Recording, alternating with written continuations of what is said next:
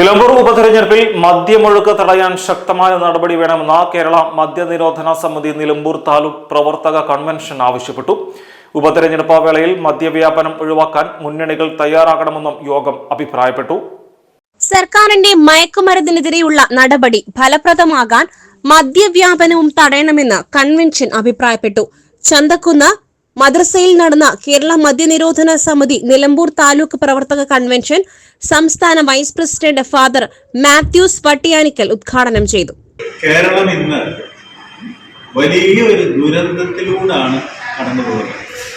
ആ ദുരന്തം എന്ന് പറയുന്നത് നമ്മൾ ചിന്തിക്കുന്നതിലൊക്കെ ഉപരിയായിട്ടാണ് ഇന്ന് മദ്യവും കെമിക്കൽ ലഹരികളും കേരള നിവാസികൾ ഉപയോഗിച്ചുകൊണ്ടിരിക്കുന്നത്. കൊച്ചുകുട്ടികളിൽ പോലും ഇന്ന് കെമിക്കൽ ലഹരി ഉപയോഗിക്കുന്നത് നമുക്ക് കാണാനായിട്ട് സാധിക്കും. അതിൻ്റെ ഒരു പ്രധാന ഘടകമെന്ന് പറയുന്നത് മദ്യം തന്നെയാണ്. പലരും ഈ മദ്യത്തെ ലഹരിയായിട്ട് കാണുന്നില്ല. ലഹരിയുടെ പ്രധാന വസ്തു തന്നെയാണ് മദ്യവും. നമ്മളിപ്പോൾ മദ്യത്തെ ഒഴിച്ചു നിർത്തിക്കൊണ്ട് മാറ്റി നിർത്തിക്കൊണ്ട് ഒരിക്കലും ലഹരിക്കെതിരെ പ്രവർത്തിക്കുവാനായിട്ട് നമുക്ക് സാധിക്കത്തില്ല.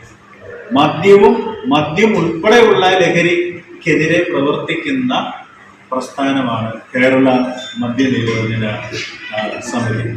മദ്യമയക്കുമരുന്ന് വ്യാപനത്തിനെതിരെ സർക്കാർ നടപടി പ്രഹസനമാണെന്നും മദ്യാസക്തി കുറയ്ക്കുവാനുള്ള വിമുക്തി പദ്ധതി നടപ്പാക്കുന്നത് തന്നെ മദ്യവിൽപ്പനയിൽ നിന്നുള്ള വരുമാനത്തിന്റെ 5% ഉപയോഗിച്ചാണെന്നും അദ്ദേഹം പറഞ്ഞു.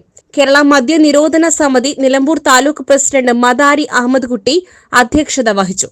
മുക്കട്ട വലിയ ജുമാ മസ്ജിദ് ഖാളി ബഷീർ ഫൈസി മുഖ്യപ്രഭാഷണം നടത്തി. കേരള മദ്യനിരോധന സമിതി ജില്ലാ president NM Basheer, Nilambur taluk secretary Aslam Thuvvur, taluk coordinator Rasheed Karuvarakundu, Masjidul Falah ഇമാം K Veerankutty, MRC municipal president professor Madari Shoukath, സമിതി താലൂക്ക് വൈസ് പ്രസിഡന്റ് പട്ടിക്കാടൻ ഷാനവാസ് തുടങ്ങിയവർ സംസാരിച്ചു. SS Gold, Pure Gold. SS Group, Nilambur.